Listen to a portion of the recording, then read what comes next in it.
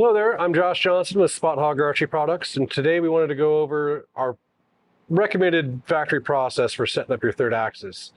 Because we do always recommend that you use the actual person that's going to shoot the bow, actually getting the full draw. So this is Santino. He's going to be our test subject on this, and we're going to go through the process. But because once again, this is his bow, not my bow, it's very, very important that it's his hand. It's him drawing back. It's all him. And I can be here to coach and talk about what we're going to do. But the reality is to get proper results, it means Santino has to do it. You got to do it yourself. Yeah. So our first step is we got to set up a plumb bob. So what we have here is just a string. You can use something cheap, or I've even done it with a string and a roll of duct tape. So it doesn't have to be something fancy. You got to go down to your hardware store and get just some simple heavy object hanging from a point up here high. We want it to be long enough that we can either aim diagonally up or diagonally down. I strongly recommend diagonally down because, you don't plan for accidents, but they happen. If you're going to have an accident, it's a lot better to have a hole in your carpet or in the ground than it is in your ceiling. So For sure. So we typically want to aim diagonally down. So the first step we're going to do is we're going to draw the bow back to full draw. We're going to aim diagonally down as steep of a shot as we probably ever take, whether it be in practice or in hunting application. And we're going to line all of our pins up right here. So Spot Hogg mills all these pins to be perfectly straight up and down. On our other sites, we actually have a built-in wire on it. And there's another process. If you didn't have one of our sites and you needed to build a little vertical thing, you can do that too, but that's a different subject. Since we're working with our sites, we can just line up top pin to bottom pin and perfectly line it in line with the plumb bob string. So the goal is we're going to go to full draw. We're going to aim on that wire, line up your top pin and your bottom pin perfectly in line with the string. And then you're going to tip down, maintaining them still in line. And once you get to full draw, or once you get to where you're fully aimed as diagonal down as steep as you're going to go, then at that point we're going to look at the bubble, and then you can either fire off a shot or let down, but we need to know where the bubble's at. So I need you to let me know where we're at. Got it. Let's go ahead and do that. Just come to anchor position, line your pins up.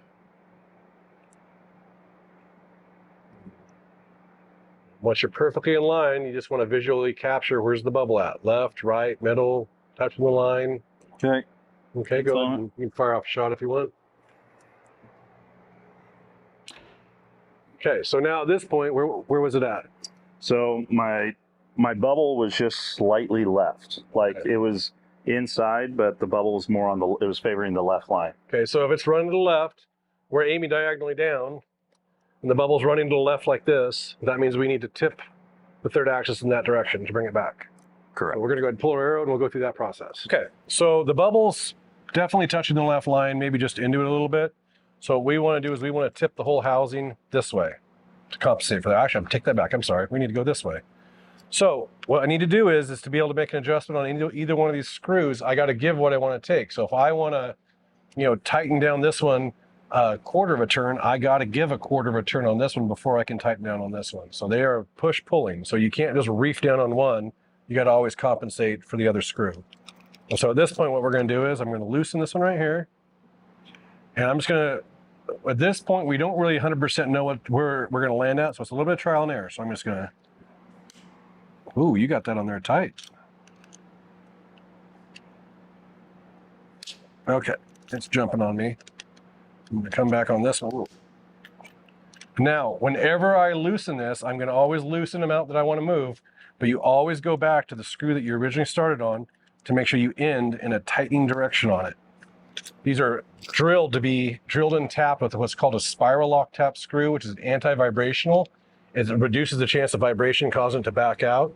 But the key to it is you have to always end with your pressure going tightening. Got it. Technically, it overrides the design and will allow it to actually vibrate out. Got it. So now we've made a minor adjustment. We'd have no guarantees, but the process is this, trial and error. So we made an adjustment. Now we're going to repeat the process. So let's do it all over again. We're going to draw back, line up your pins, come all the way down, and then we're going to get a visual on where our bubble's at. This looks pretty good. A little hair off still. Could be a little better, right? Yep. Okay, so we're still a little bit to the left. So what we want to do is same thing. We're going to back out on the one screw and tighten down on the other one. And once again, always go back to the one you originally loosened and tighten it back down. Now we're going to repeat the process again. We're going to keep doing this till we get that bubble dead center in the middle. So because what we've done is made our adjustments using the plumb bob, we know for sure our measuring concept works well. But what's most important is that if I had done this and I had set your bow up for you and I got that precisionally set, the tough part would be is when I hand it to you, just because it's good for me does not necessarily mean it's going to be good for you. Right. And so what's really the most important is it doesn't matter who the person is. And I realize it's tough because some people just don't have the level of experience. But you got to get the guy who's actually going to be shooting the bow to do the actual test with you to make sure you're getting it close. Otherwise, I can precisionally set this with my hand grip, but we know it's not going to be 100% for you Right. when you get out in the field. And so some people you will have to do it for them and get them by. But over time, it's to encourage people to actually do the process and do it themselves is incredibly advantageous for the guy who's going to be shooting the bow. And if you're not hitting, you're aiming at, you're not having fun. Yeah. So it's kind of important if the guy's gonna have a lot more fun if he can trust that everything's right and it's set up good for him. So that's our tech tip for setting your third axis with Spot Hogg. Thanks.